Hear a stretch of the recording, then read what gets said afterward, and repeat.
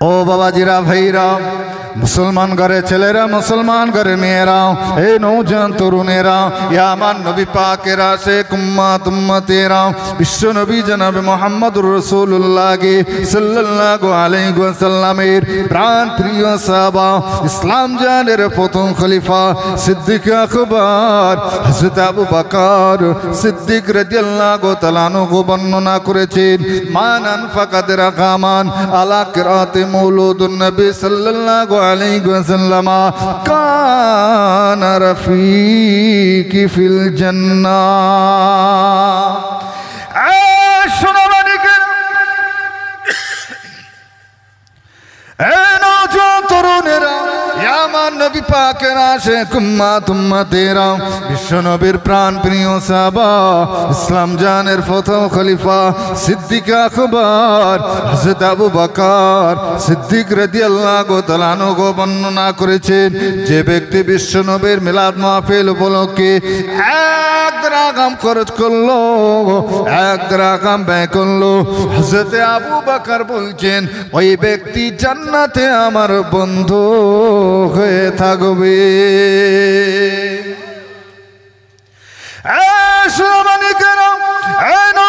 তরুণেরা, আমার নবী পাকের আশিক উম্মত উম্মতেরা, শুধু তাই নয়, বিশ্ব নবীর প্রাণ প্রিয় সাহাবা, ইসলাম জানের দ্বিতীয় খলিফা হযরত ওমর ফারুক রাদিয়াল্লাহু তাআলা আনহু বর্ণনা করেছেন, মান আযযামা মৌলুদুন নবী সাল্লাল্লাহু আলাইহি ওয়াসাল্লাম ফাকাদ আহিয়াল ইসলাম। তরুণেরা, আমার নবী পাকের আশিক উম্মত উম্মতেরা, বিশ্ব নবীর প্রাণ প্রিয় সাহাবা, ইসলাম জানের দ্বিতীয় খলিফা হযরত ওমর ফারুক রাদিয়াল্লাহু তাআলা আনহু বর্ণনা করেছেন, যে ব্যক্তি বিশ্ব নবীর মিলাদ মাহফিলটাকে যথাযথ সম্মান করলো, যথাযথ তাজিম করলো, হযরত ওমর ফারুক বলছেন ওই ব্যক্তি একটা ইসলামকে জিন্দা করলো। একটু জোরে জোরে বলুন সুবহানাল্লাহ। শুধু তাই নয়, বিশ্ব নবীর প্রাণ প্রিয় সাহাবা, ইসলাম জানের তৃতীয় খলিফা হযরত উসমান রাদিয়াল্লাহু তাআলা আনহু বর্ণনা করেছেন, মান আনফাকাত রাকামান আলা কিরাতি মৌলুদুন নবী সাল্লাল্লাহু আলাইহি ওয়াসাল্লাম ফাকান্নামা গাযওয়া বদর ওয়া হুনাইন। তরুণেরা, আমার নবী পাকের আশিক উম্মত উম্মতেরা, বিশ্ব নবীর প্রাণ প্রিয় সাহাবা, ইসলাম জানের তৃতীয় খলিফা হযরত উসমান রাদিয়াল্লাহু তাআলা আনহু বর্ণনা করেছেন, যে ব্যক্তি বিশ্ব নবীর মিলাদ মাহফিল উপলক্ষে এক রাকাম খরচ করলো, এক রাকাম ব্যয় করলো, হযরত উসমান বলছেন ওই ব্যক্তি বদর এবং হুনাইনের যুদ্ধে শামিল হলো। বদর এবং হুনাইনের যুদ্ধে শামিল হলো। আর যে ব্যক্তি বদর এবং হুনাইনের যুদ্ধে শামিল হলো, আল্লাহ পাক দয়াময় দয়া করে তার নামায় আমলে 100 শহীদানের সওয়াব লিখে দেবেন। জোরে বলেন, আর একটু জোরে বলবেন না।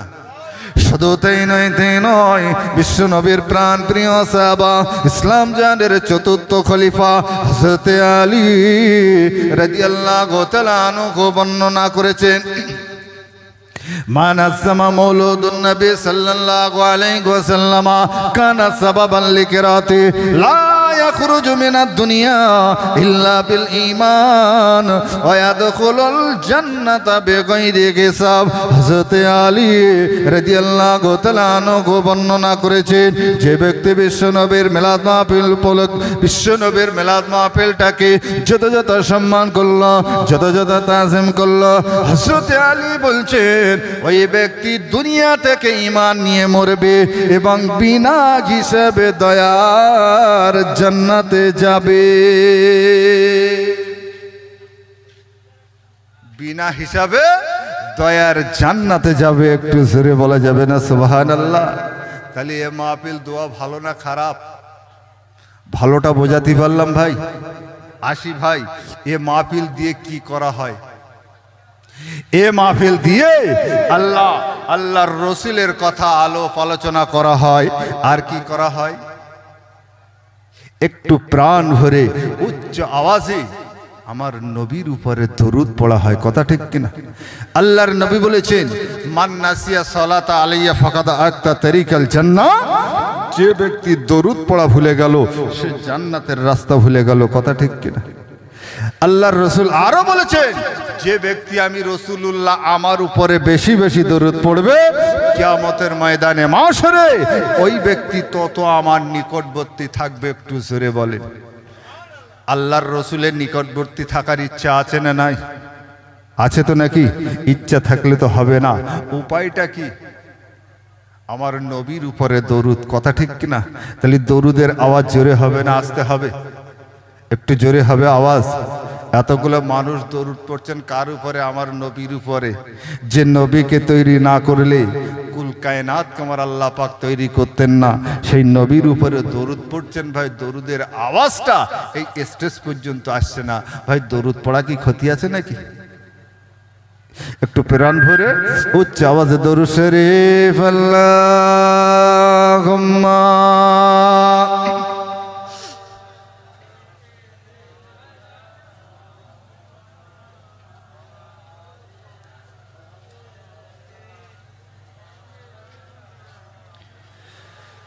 খুব মহব্বতের সঙ্গে পড়েন আল্লাহুম্মা সাল্লি আলা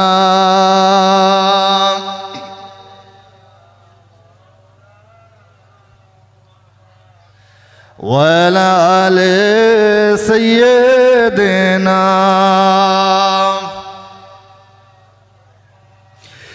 এসো তোমরা ইসলামে, এসো তোমরা ইসলামে হবে গো জালা,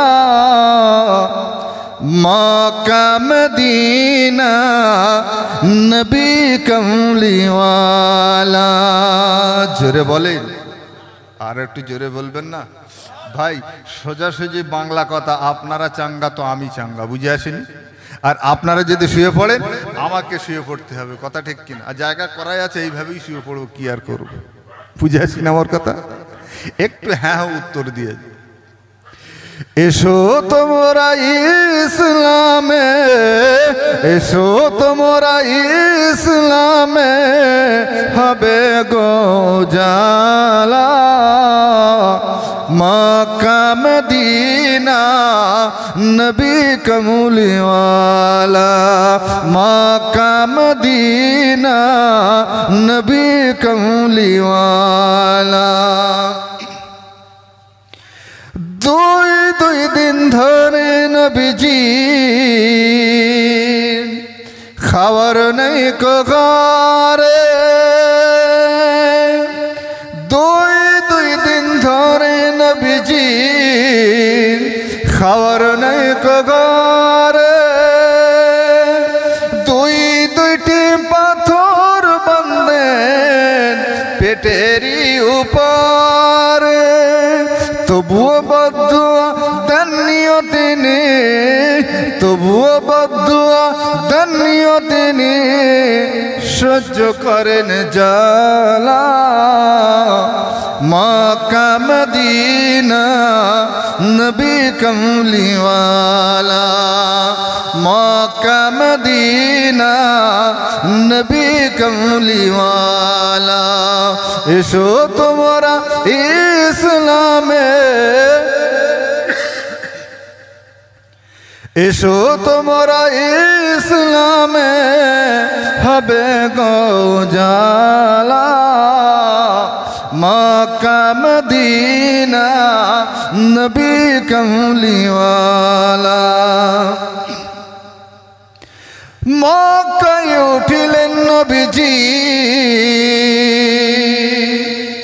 আর মদিনায় ডুবিলে,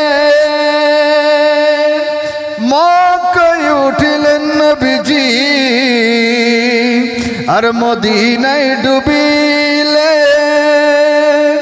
দুই জায়গার যত কষ্ট মোর নবীজি সহিলেন, তবুও বদুয়া দেননিও তিনি, তবুও বদুয়া দেননিও তিনি সহ্য করেন জ্বালা মক্কা মদিনা নবী কমলিওয়ালা মক্কা মদিনা নবী কমলিওয়ালা এসো তোমরা ইসলামে এসো তোমরা ইসলামে হবে গো জালা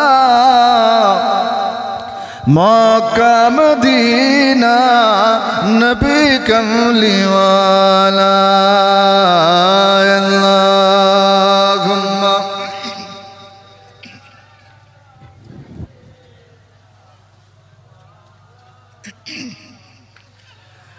ওয়ালা আলি সাইয়্যিদিনা।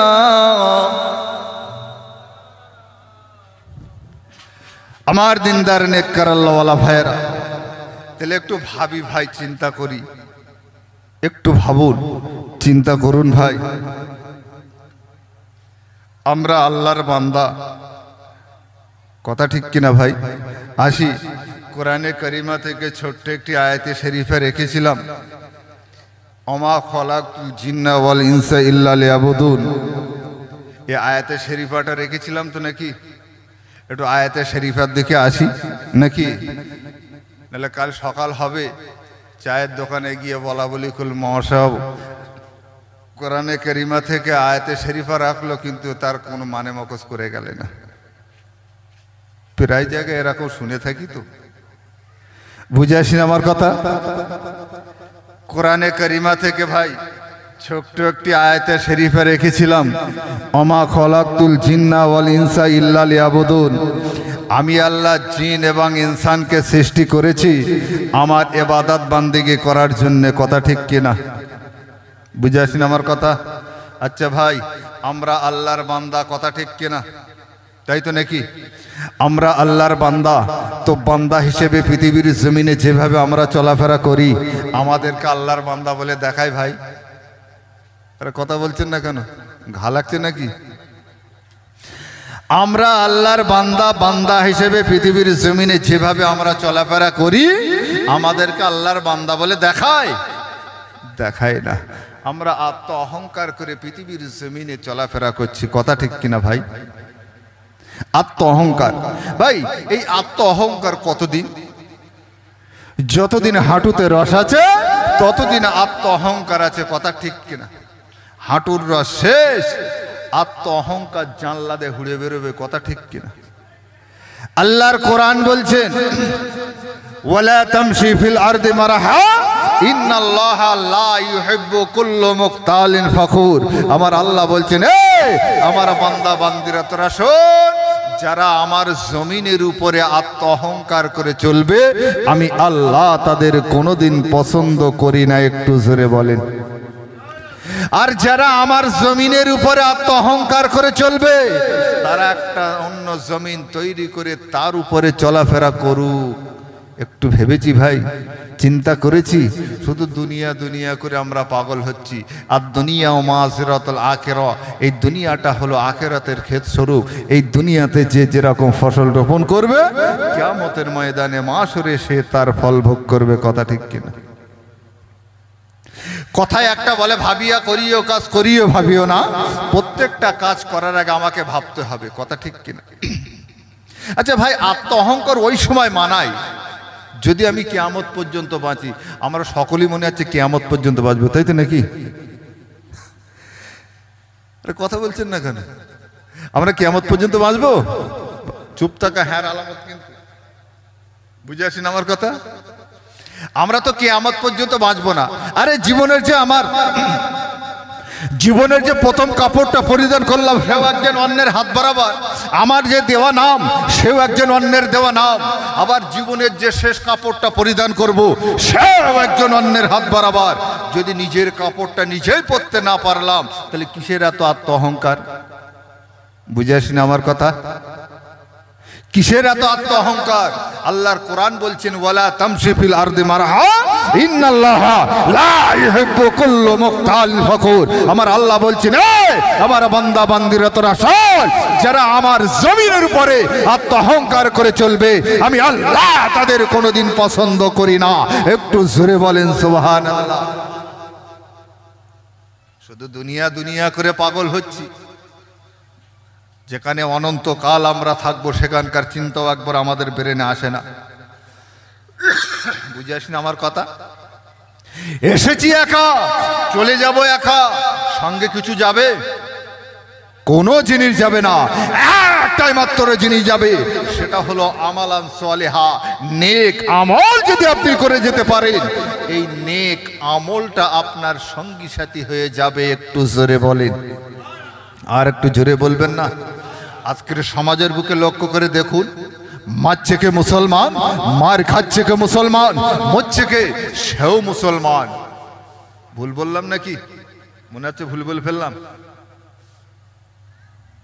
আজকের সমাজের বুকে লক্ষ্য করে দেখুন, মারছে কে মুসলমান, মার খাচ্ছে কে মুসলমান, মরছে কে সেও মুসলমান।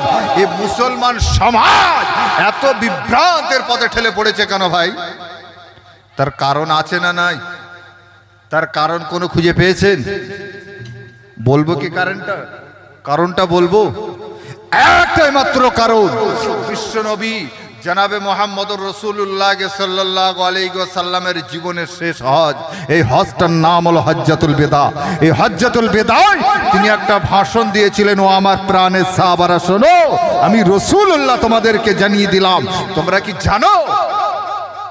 আমি রাসূলুল্লাহ তোমাদেরকে জানিয়ে দিলাম, এই পৃথিবীর জমিন থেকে সাহাবাদেরকে নিয়ে বিদায় ভাষণে বলেছিলেন, ইয়া বিশ্বনবী জনাবে মুহাম্মদুর রাসূলুল্লাহকে সাল্লাল্লাহু আলাইহি ওয়াসাল্লাম সাহাবাদেরকে বলেছিলেন, ও আমার সাহাবারা শোনো, আমি রাসূলুল্লাহ, এটাই হয়তো আমার জীবনের শেষ হজ, আর হয়তো তোমাদের সঙ্গে দেখা সাক্ষাৎ হবে না।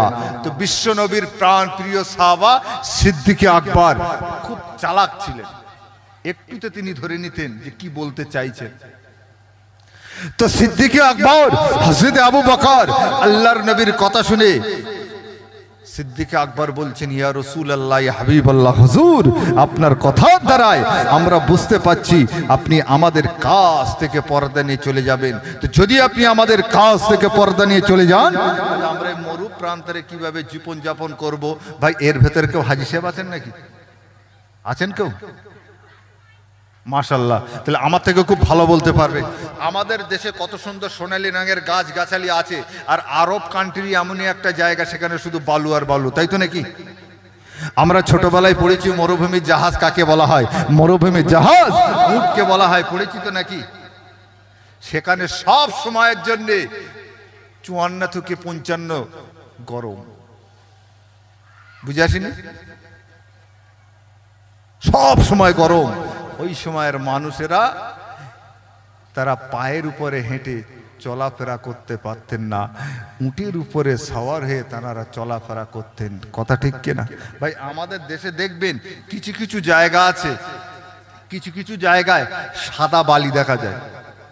ফাল্গুন চৈত্র মাস প্রখর রৌদ্রের সময় ওই বালির উপরে ভাই পা দেওয়া যায়? যায় না। আর যেখানে 50 থেকে 60 ডিগ্রি গরম, এবারে মনে আছে যত সম্ভব হাজী সাহেবরা জানা গিয়েছেন 46, 48, 50 ডিগ্রি গরম, যেটা খবরে আমরা পাচ্ছি। বুঝে আসেন আমার কথা? তা যেখানে 50-60 ডিগ্রি গরম, সেখানকার মানুষ চলবে কি? তো বিশ্ব নবীর প্রাণ প্রিয় সাহাবা সিদ্দিকে আকবর হযরত আবু বকর বলছেন, ইয়া রাসূলুল্লাহ, হাবিবাল্লাহ, হুজুর আপনার কথার দ্বারা আমরা বুঝতে পারছি আপনি আমাদের কাছ থেকে পর্দা নিয়ে চলে যাবেন। তো যদি আপনি আমাদের কাছ থেকে পর্দা নিয়ে চলে যান, তাহলে আমরা মরু প্রান্তরে কিভাবে জীবন যাপন করব? সাধারণত চিন্তা হবে ভাই, উঁচু লেভেলের নেতা যদি চলে যায়, নিচু লেভেলের নেতাদের কষ্ট হয় কি হয় না? হবে তো নাকি? বিশ্বনবী চলে যাবেন, সাহাবাদের কষ্ট হবে কি হবে না? হবে তো নাকি? ও বাবাজিরা ভাইরা, মুসলমান করে ছেলেরা, মুসলমান করে মেয়েরা, এই নৌজওয়ান তরুণেরা, ইয়া আমার নবী পাকের আশিক উম্মত উম্মতেরা, বিশ্ব নবী হাবিবুল্লাহ জনাবে মুহাম্মদুর রাসূলুল্লাহ সাল্লাল্লাহু আলাইহি ওয়াসাল্লামের জীবনের শেষ হজ, এই হজটার নাম হলো হজ্জাতুল বেদা। এই হজ্জাতুল বেদায় তিনি একটা ভাষণ দিয়েছিলেন।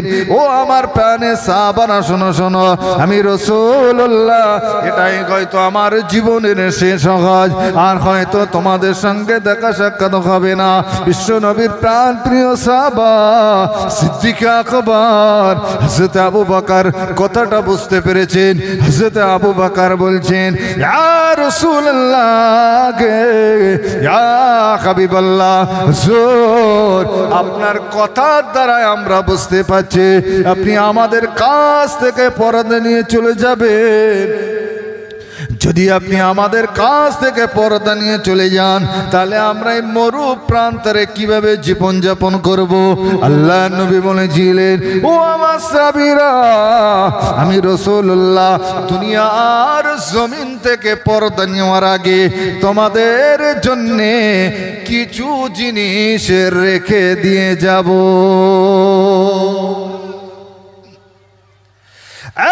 শোনো মানে কেন, এই নওজোয়ান তরুণেরা, আমার নবী পাকের আশিক উম্মত উম্মতেরা, বিশ্ব নবীর প্রাণ প্রিয় সাহাবারা বললেন, ইয়া রাসূলুল্লাহ গে, ইয়া হাবিবাল্লাহ, হুজুর আপনি আমাদের জন্য কি জিনিস রেখে দিয়ে যাবেন?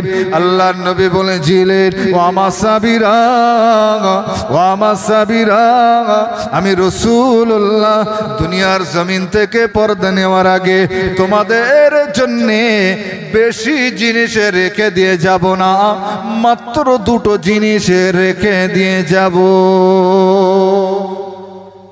কটা? দুটো জিনিস। শোনো মানে কেন, এই নওজোয়ান তরুণেরা, আমার নবী পাকের আশিক উম্মত উম্মতেরা, বিশ্ব নবীর প্রাণ প্রিয় সাহাবারা আরজ করলেন, ইয়া রাসূলুল্লাহ গে, ইয়া হাবিবাল্লাহ, হুজুর আপনি আমাদের জন্য কি জিনিস রেখে দিয়ে যাবেন?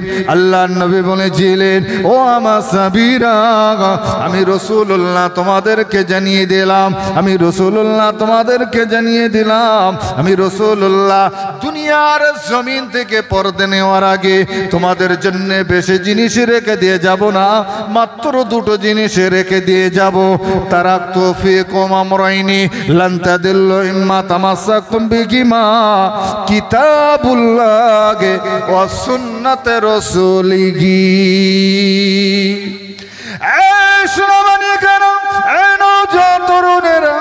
আমার নবী পাকের আশিক উম্মত উম্মতেরা, আমি রাসূলুল্লাহ দুনিয়ার জমিন থেকে পর্দা নেওয়ার আগে তোমাদের জন্য বেশি জিনিস রেখে দিয়ে যাব না, তোমাদের জন্য দুটো জিনিস রেখে দিয়ে যাচ্ছে। একটা হলো আল্লাহর কালাম, একটা হলো আল্লাহর কালাম, আর একটা হলো আমি রাসূলুল্লাহ আমার তরিকা। আল্লাহর কালাম এবং নবীর তরিকাকে যে ব্যক্তি আঁকড়ে ধরে রাখতে পারবে, সে কোনোদিন পদভ্রষ্ট হবে না। একটু জোরে জোরে বলুন সুবহানাল্লাহ। ভাই আল্লাহর কালাম এবং রাসূলুল্লাহ তরিকা ভাই আমরা আঁকড়ে ধরে রাখতে পেরেছি? আরে কথা বলছেন না কেন? পেরেছি?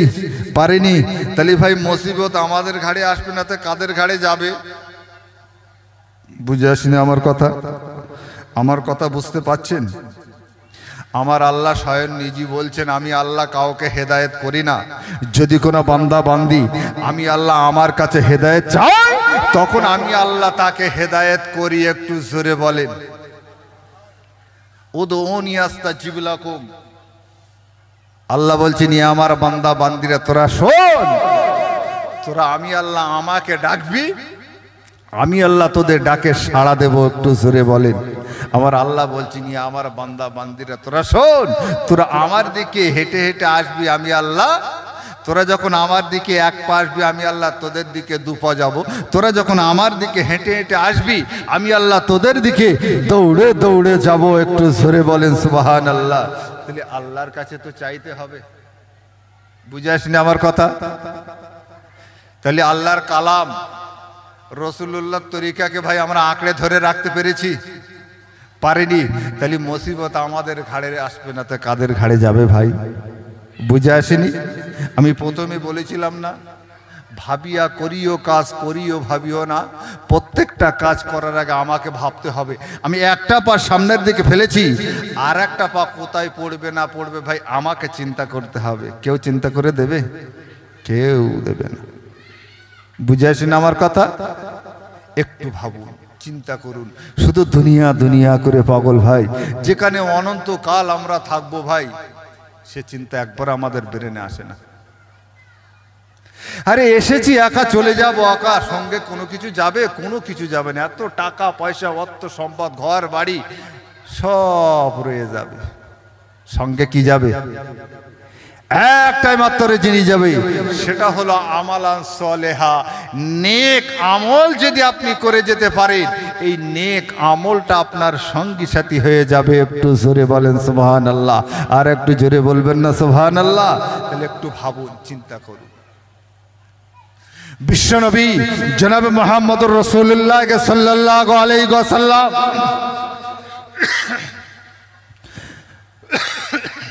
হাদিস পাকের মধ্যে জানিয়ে দিয়েছেন, সায়াতি জামানুন আলা উম্মতি, আমার উম্মতের উপরে এমন একটা সময় আসবে, এমন একটা জামানা আসবে, সায়াতি জামানি আলা উম্মতি তাকুনু কুলুবুকুম কা কুলুবিজ জিয়াব ওয়া কালামুকুম কা কালামিল আমবিয়াই ওয়া ফিলুকুম কা ফিলিল ফারাইনা ওয়া আনা বারিয়্যুম মিনহু ওয়া হুম বারিয়্যুনা মিন্নি। আল্লাহর নবী বলেছেন, আমার উম্মতের উপরে এমন একটা সময় আসবে বাবা, এমন একটা জামানা আসবে, সেই জামানার মানুষদের কথাবার্তা হবে নবী পয়গম্বরদের কথার মতো, তাদের কাজকর্ম হবে কাফের বেঈমান ফিরাউনদের মতো। আল্লাহর নবী বলেছেন, সেই সমস্ত লোকদের সঙ্গে আমার কোনো সম্পর্ক নাই এবং সেই সমস্ত লোক আমার উম্মতভুক্ত নয়। একটু জোরে বলেন সুবহানাল্লাহ। বল দিলেন মানে কান আমার দিকে নেই আপনাদের? বুঝে আসেন আমার কথা? বলছে আমার উম্মতভুক্ত নয়, তারা আমার উম্মত নয়। তাহলে ভেবেছেন, চিন্তা করেছেন? ভাই আমার কথা আপনাদের খারাপ লাগছে? খারাপ লাগছে কি? যদি খারাপ লাগে বলবেন, লাইন ঘুরিয়ে দেবেন। বুঝে আসেন আমার কথা? আমি চাই আমার ভাইরা কিছু জানুক, কিছু বুঝুক। ভাইটাকে একটু সাইড দেন, ভাইটা আসতে দেন। একটু দরুদ শরীফ আল্লাহুম্মা, একটু সাইড করে দেন ভাইকে। যাবে এখান থেকে?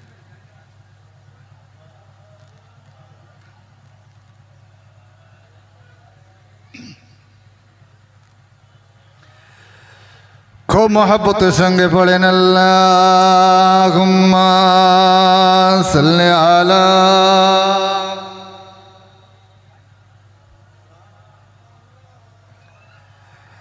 ওয়ালা আলি সাইয়্যিদিনা।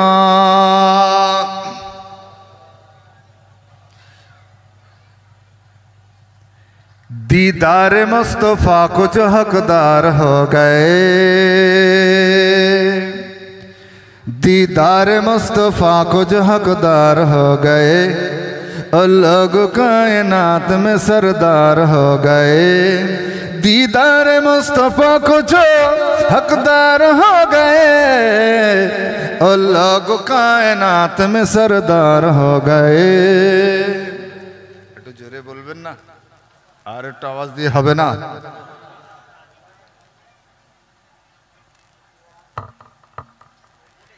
আবু বকর ওমর हैदर उस्मान देखिए, अबू बकर उमर हैदर उस्मान देखिए, अबू बकर उमर हैदर उस्मान देखिए, उन ताजदास्तों में ये चार हो गए, उन ताजदास्तों में ये चार हो गए।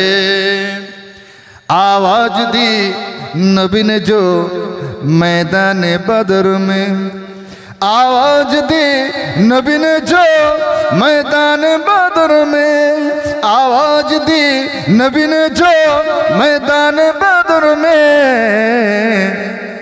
सब यार जान देने की तैयार हो गए, सब यार जान देने की तैयार हो गए। अल्लाहुम्मा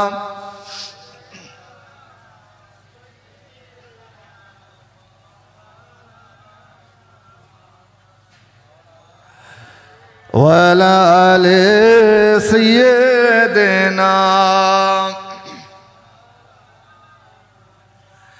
আমার দিনদার নেককার আল্লাহওয়ালা ভাইরা, একটু ভাবুন ভাই, আমরা দুনিয়া দুনিয়া করে পাগল।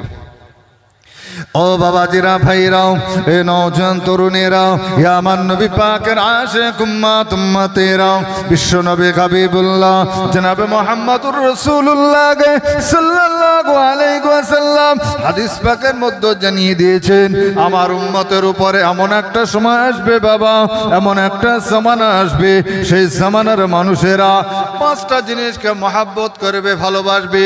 পাঁচটা জিনিসকে মহব্বত করার সঙ্গে সঙ্গে, ভালোবাসার সঙ্গে সঙ্গে আবার তারা পাঁচটা জিনিসকে ভুলে যাবে। কটা ভাই? পাঁচটা। শুনবেন সকলে? পাঁচটা, পাঁচটা শুনবেন। পাঁচটাকে মহব্বত করবে, ভালোবাসবে। মহব্বত করার সঙ্গে সঙ্গে, ভালোবাসার সঙ্গে সঙ্গে আবার তারা পাঁচটা জিনিসকে ভুলে যাবে। শুনবেন সকলে? তাকবীর দেন, নারায়ে তাকবীর। ভাই, এই তাকবীরই শোনানি যাবে কি গো? আজকের যদি এ মাহফিল না হয়, এটা যদি অন্য কোনো মাহফিল হতো, আমি নাম বলছি না সে মাহফিলের, অন্য কোনো মাহফিল হতো, তার আওয়াজ জোরে হতো না আস্তে হতো? ভাই, আরে কথা বলছেন না কেন? আরে জোরে তাকবীর দেন, নারায়ে তাকবীর, নারায়ে তাকবীর, নারায়ে তাকবীর, না।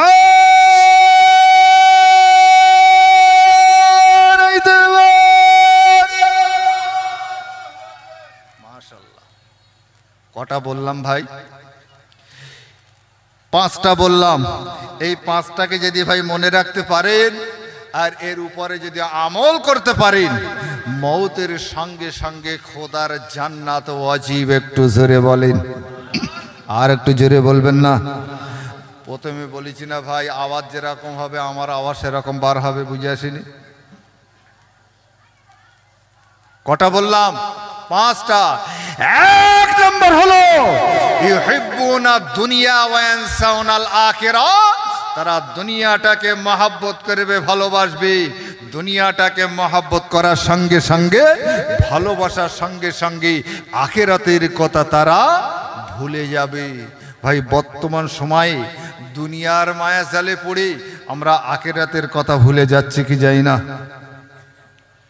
খারাপ লাগছে ভাই। যে কথাগুলো বলবে একটু বাস্তবে মিলিয়ে নেবেন, বুঝে আসেন আমার কথা? যে কথাগুলো বলবো একটু বাস্তবে মিলিয়ে নেবেন। ও বাবাজিরা, ভাইরাম, নাম্বার 2, ইউহিব্বুনাল মালা ওয়া ইয়ানসাউনাল হিসাবা। তারা মালটাকে মহব্বত করবে, ভালোবাসবে। মালটাকে মহব্বত করার সঙ্গে সঙ্গে, ভালোবাসার সঙ্গে সঙ্গে তার হিসেব নাকাশের কথা তারা ভুলে যাবে। নাম্বার 3, ইউহিব্বুনাল খলকা ওয়া ইয়ানসাউনাল খালিকা। তারা পয়দাকে ভালোবাসবে কিন্তু পয়দা করনে ওয়ালাকে তারা ভুলে যাবে। 4 নম্বর হলো ইউহিব্বুনা যুনুবা ওয়া ইয়ানসাউনা তাওবাতা। তারা গুনাহটাকে মহব্বত করবে, ভালোবাসবে। গুনাহটাকে মহব্বত করার সঙ্গে সঙ্গে, ভালোবাসার সঙ্গে সঙ্গে তওবা করার কথা তারা ভুলে যাবে। 5 নম্বর হলো ইউহিব্বুনাল কুসুরা ওয়া ইয়ানসাউনাল মাকবারা। তারা বড় বড় অট্টালিকাকে মহব্বত করবে, ভালোবাসবে। বড় বড় অট্টালিকাকে মহব্বত করার সঙ্গে সঙ্গে, ভালোবাসার সঙ্গে সঙ্গে 3.5 হাতের কথা তারা ভুলে যাবে। ভাই, 3.5 হাত এর কথা বললে ছোট থেকে বড় সবাই বুঝতে পারে। ভাই, 3.5 হাত বুঝতে পারছি? 3.5 হাত কবরের কথা তারা ভুলে যাবে। কটা বললাম ভাই? 5টা। এই 5টাকে যদি মনে রাখতে পারেন আর এর উপরে যদি আমল করতে পারেন, মৌতের সঙ্গে সঙ্গে খোদার জান্নাত ওয়াজিব। একটু জোরে বলেন, আর একটু জোরে বলবেন না? আর একটু আওয়াজই হবে না? নারায়ে তাকবীর, নারায়ে তাকবীর, নারায়ে তাকবীর। একটু ভাবুন ভাই, আমি আপনাদের কলিজার সন্তান হিসেবে দুটো হাত জোড় করে বলবো ভাই, একটু আল্লাহর ইবাদতে মশগুল হন। ইবাদত বিহীন কোনো কাজ হবে না। বুঝে আসেনি? ইবাদত বিহীন কোনো কাজ হবে না। আমরা কেমন ইবাদত করি আর বিশ্ব নবীর প্রাণ প্রিয় সাহাবারা কেমন ইবাদত করেছেন, একটা এক্সাম্পল আপনাদের খেদমতে রেখে বিদায় নেব। একটা এক্সাম্পল আপনাদের খেদমতে রাখি। রাখবো কি ভাই? রাখবো। বিশ্ব নবীর প্রাণ প্রিয় সাহাবা সিদ্দিকে আকবর হযরত আবু বকর নাম শুনেছেন? ভাই পৃথিবীর জমিনে কতজন সাহাবা জান্নাতের সার্টিফিকেট প্রাপ্ত সাহাবা জানেন? 10 জন সাহাবা। তার ভেতরে 1 নম্বরে ছিলেন সিদ্দিকে আকবর হযরত আবু বকর। কার কথা বলছি? ইসলাম জাহানের প্রথম খলিফা সিদ্দিকে আকবর হযরত আবু বকর কথা বলছি ভাই। সিদ্দিকে আকবর হযরত আবু বকর একদিন নামাজে দাঁড়িয়ে খুবই কান্নাকাটি করলেন।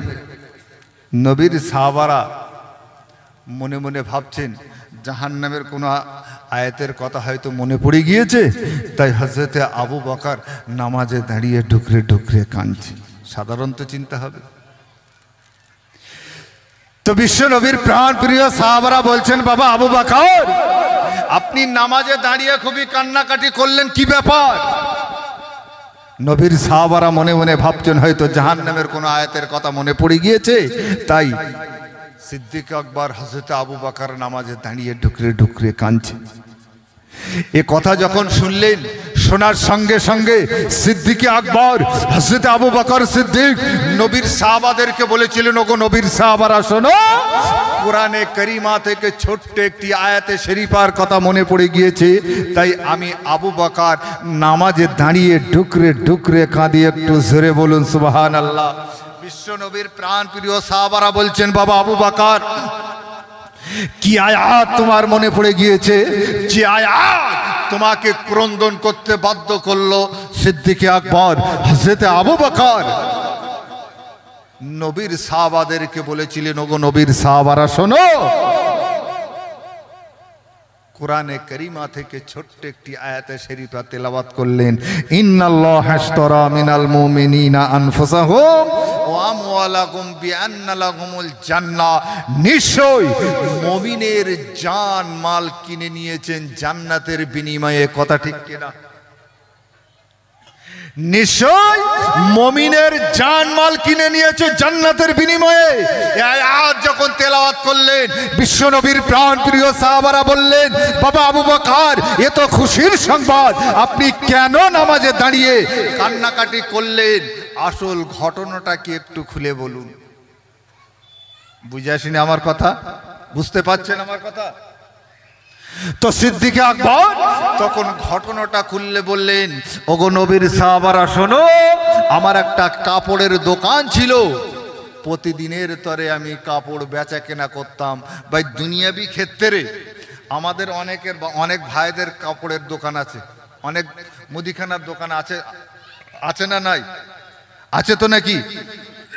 তো সিদ্দিকে আকবর হযরত আবু বকরের কাপড়ের দোকান ছিলেন, তিনি প্রত্যেক দিনের তরে কাপড় বেচাকেনা করতেন। হঠাৎ কিছুদিন হলো কিছু ভদ্র মহিলা এসে সিদ্দিকে আকবর হযরত আবু বকরের দোকান থেকে কিছু কাপড় খরিদ করে নিয়ে চলে গেল, কিনে নিয়ে চলে গেল।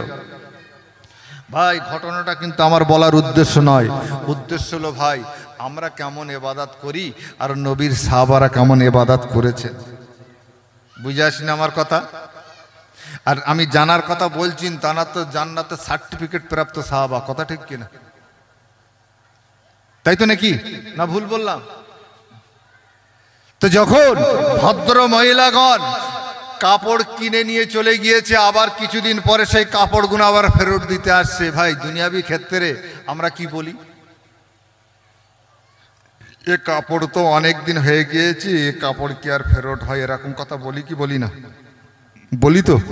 তো সিদ্দিক আকবর ঠিক তদ্রূপ এরকমই ভাষা বললেন যে মাল তো অনেক দিন হয়ে গিয়েছে, এ মাল কি আর ফেরত হয়? তখন ভদ্র মহিলাগণ বলছেন, আপনার কাপড় আমাদের পছন্দ হয় নাই, আপনি আপনার কাপড় আপনি ফেরত নিন, আর আমাদের পয়সা আমাদের ফেরত দিয়ে দিন। তো সিদ্দিকে আকবর হযরতে আবু বকর নবীর সাহাবাদেরকে বলেছিলেন, ওগো নবীর সাহাবারা শোনো, কিয়ামতের ময়দানে মাশরি আমার আল্লাহ যখন বলবে, বাবা আবু বকর, ও বাবা আবু বকর, তোমার নামাজ, তোমার হজ, তোমার যাকাত আমি আল্লাহ আমার কাছে পছন্দ নিয়ে নয়, আমি আল্লাহ যে তোমাকে জান্নাত দিয়েছিলাম, এই জান্নাত তুমি আমাকে ফেরত দাও, আর তোমার নামাজ, তোমার হজ, তোমার যাকাত তুমি ফেরত নিয়ে নাও। তো সিদ্দিকে আকবর হযরত আবু বকর নবীর সাহাবাদেরকে বলেছিলেন, ওগো নবীর সাহাবারা শোনো, ওই দিন আমি আবু বকর বিপদে পড়ে যাব, মুসিবতে পড়ে যাব, এই জন্য করে আমি নামাজে দাঁড়িয়ে ডুকরে ডুকরে কাঁদি। একটু জোরে বলেন, আর একটু জোরে বলবেন না? আর একটা আওয়াজ দিয়ে হবে না? নারে দেবে ভাই। বিশ্ব নবীর প্রাণ প্রিয় সাহাবা, তানার কি চিন্তাধারা আর আমাদের কি চিন্তাধারা। ভাই আমরা পৃথিবীর জমিনে এমনভাবে চলাফেরা করি, আমাদের সকলের কাছে মনে হয় ৪৫ থেকে ৫০টা করে জান্নাতের সার্টিফিকেট পকেটে গোঁজা আছে নাকি? এর কথা বলছেন না কেন? ৪৫ থেকে ৫০টা করে জান্নাতের সার্টিফিকেট গোঁজা আছে নাকি? বিশ্বনবীর প্রাণ প্রিয় সাহাবা সিদ্দিকে আকবর, তিনি জান্নাতের সার্টিফিকেট প্রাপ্ত সাহাবা, তানার যদি চিন্তাধারা এই হয়, ভাই আমার আপনাদের কেমন চিন্তাধারা হওয়া দরকার? বুঝে আসেনি আমার কথা? আমার আপনার কেমন চিন্তাধারা হওয়া দরকার একটু ভাবুন, চিন্তা করুন। তাই আমি প্রথমে বলেছিলাম না ভাই, আমি আপনাদের কলিজার সন্তান হিসেবে দুটো হাত জোড় করে বলবো, একটু আল্লাহর ইবাদতে মশগুল হন। ইবাদতবিহীন কোনো কাজ হবে না। আমার আল্লাহ পাক হযরত জিবরিল আমিন আলাইহিস সালাতু ওয়াস সালামকে তৈরি করলেন, হযরত জিবরিল তৈরি হয়ে গেলেন। হযরত জিবরিল তৈরি হয়ে যাওয়ার পরে মনে মনে ভাবছেন, কি কাজ করলেই আমার আল্লাহ পাক খুশি হন, কি কাজ করলে আমার আল্লাহ পাক রাজি হন। আমার আল্লাহ বলে, জিবরাইল, আমি আল্লাহ ওই কাজের উপরে সব থেকে বেশি বেশি খুশি হই যখন কোন আমার বান্দা বান্দি আমি আল্লাহ আমাকে সেজদা করে। একটু জোরে বলেন, আর একটু জোরে বলবেন না? ভাই কোন কাজে খুশি হয়? আর সেজদাটা কিসে দেওয়া হয়? আর কথা বলছেন না কেন? নামাজে, তাই তো নাকি? তো হযরত জিবরিল চিন্তা ভাবনা করলেন, কি কাজ করলে আমার আল্লাহ পাক খুশি হবেন, কি কাজ করলে আমার আল্লাহ পাক রাজি হবেন। আমার আল্লাহ বলে, জিবরাইল, আমি আল্লাহ ওই কাজের উপরে সব থেকে বেশি বেশি খুশি হই যখন কোনো আমার বান্দা বান্দি আমি আল্লাহ আমাকে সেজদা করে। একটু জোরে বলেন সুবহানাল্লাহ। হযরত জিবরিল দেরি না করে আল্লাহর দরবারে সেজদায় পড়ে গেলেন। একদিন নয়, দুদিন নয়, 3 দিন নয়, 4 দিন নয়, দীর্ঘ 30,000 বছর ধরে আল্লাহর দরবারে সেজদা করলেন। সেজদা করার পরে হযরত জিবরিল মাথা তুললেন। মাথা তোলার পরে হযরত জিবরিল মনে মনে চিন্তা ভাবনা করছেন, হয়তো আমি যে সেজদা দিলাম এরকম সেজদা কেউ দিতে পারবে না, হয়তো আমার আল্লাহ পাক আমার উপরে আমার উপরে খুশি, আমার উপরে রাজি। দেখি আল্লাহর তরফ থেকে কোনো সংবাদ আসে কিনা। একদিন কেটে যায়, 2 দিন কেটে যায়, কোনো সংবাদ আসে না। 3 দিনের মাথায় আমার আল্লাহ বলে, জিবরাইল, ও আমার মালায়েকা ফেরেশতা জিবরাইল, শোনো, আমি আল্লাহ